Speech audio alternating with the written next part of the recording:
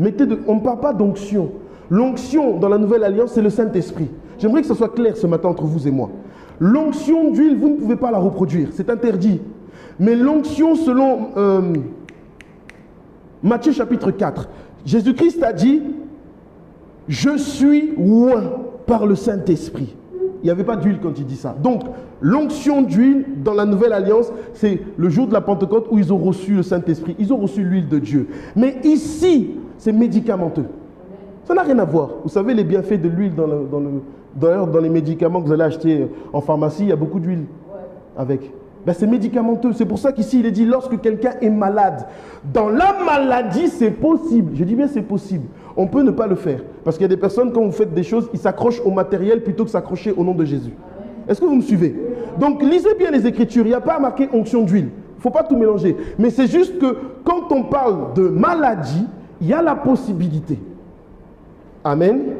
Mais seulement ce que je veux retenir ici, c'est qu'il faut aller voir les anciens, se rapprocher des conducteurs. Ton fils est malade, quand tu as prié, ça persiste, viens à l'église, on va prier pour cet enfant-là.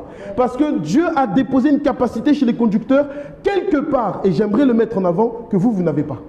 Vous pouvez dire ce que vous voulez, ce n'est pas moi qui l'ai écrit. Parce qu'au départ, on dit, si tu souffres, prie, n'est-ce pas? Si tu es dans la joie, chante, ok? Mais pourquoi là, maintenant, là, on va dire, va voir l'ancien? Parce qu'il y a des capacités que Dieu a déposées dans chacun d'entre nous. Nous disons Amen. Mais maintenant, quand Dieu met en avant un serviteur qui est considéré comme étant un conducteur, Dieu l'a doté de certaines choses que vous n'avez pas. Non, mais il faut le dire. Amen.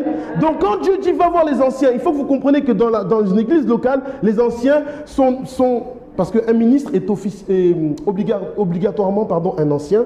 Et un ancien, il est ancien. Il n'est pas forcément un ministre. Mais c'est ce qu'on appelle le collège des anciens. Il faut aller vers eux. Ils prient. Donc, ils ont une capacité, un pouvoir. Leur pouvoir, ils le tirent de leur sanctification.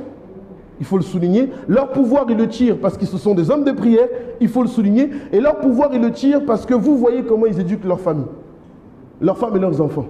Parce qu'on a dit à un ancien, si tu veux conduire une église, comment se comporte ta femme et comment se comportent tes enfants. Donc, ce pouvoir, ils le tirent de là. Parce que si vous ne croyez pas en cela, dans Marc chapitre 6, allez lire, je crois que c'est 6, hein, il est dit, Jésus-Christ arriva dans sa patrie. Et là-bas, il fit peu de miracles. On parle de Jésus. On ne parle pas de Patrick. Moi, je suis personne. Mais Jésus, le grand, a fait peu de miracles. Pourquoi? Parce qu'il ne croyait pas en lui.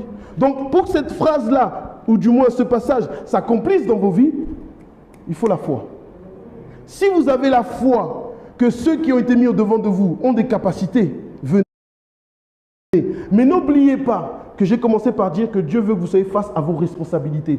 Donc Dieu n'enlève pas vos responsabilités, mais Dieu met un cadre pour que dans l'église, il y ait de l'ordre. C'est aussi ça qu'on appelle de vivre ensemble.